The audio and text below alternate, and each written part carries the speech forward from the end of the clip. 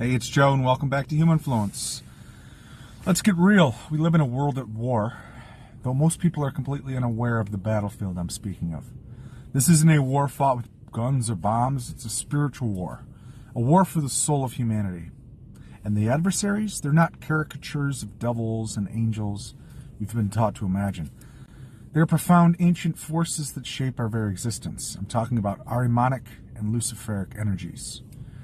Imagine a world in perfect balance, a world where the intellect and the heart work in harmony, where technology serves humanity without controlling it, and where spirituality inspires action instead of escapism.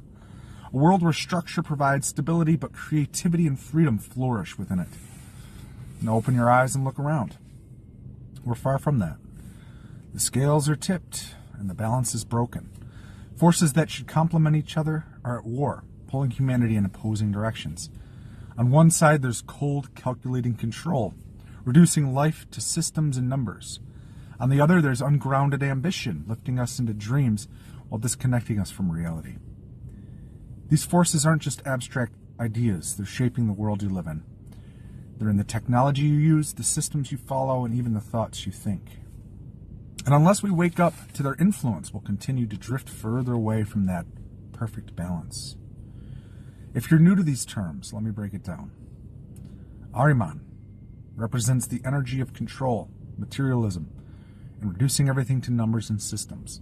It binds you to the physical, suffocates your individuality, and locks you into a cycle of dependency and fear.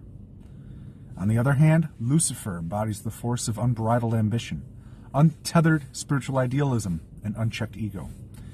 It pulls you away from the grounded physical world into the clouds of illusion and escapism. Both of these forces are alive and well today, inside you, inside me, and across society. They are not myths or metaphors. They are as real as the air you breathe, manifesting in ways that are obvious if you know where to look. The truth is, these forces are not inherently good or bad. Ahriman provides structure, order, and intellectual development, which are crucial for progress. Lucifer ignites creativity, intuition, and the drive to transcend limits. But when either dominates, we lose the balance. Ahriman's control becomes oppression, and Lucifer's ambition becomes delusion.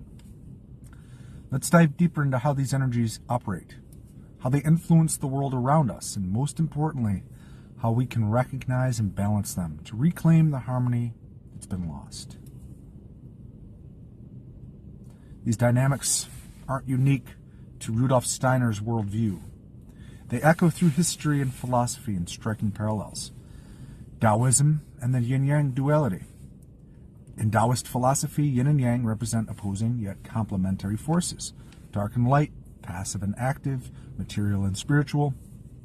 When in balance, we have harmony, but when one dominates, chaos ensues.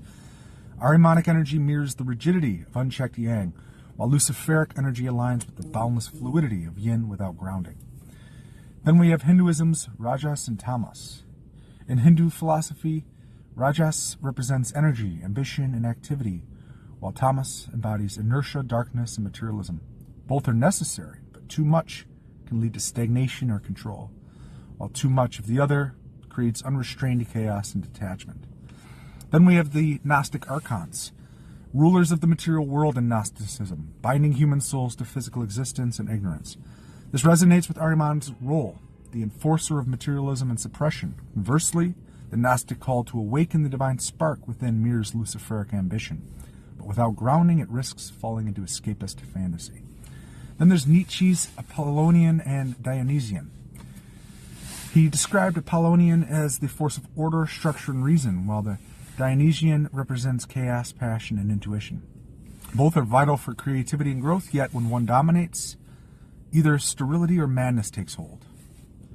Ahriman embodies the unyielding logic of the Apollonian, while Lucifer aligns with the unchecked ecstasy of the Dionysian. These parallel philosophies all emphasize one critical truth. Balance is not just an ideal, it's a necessity.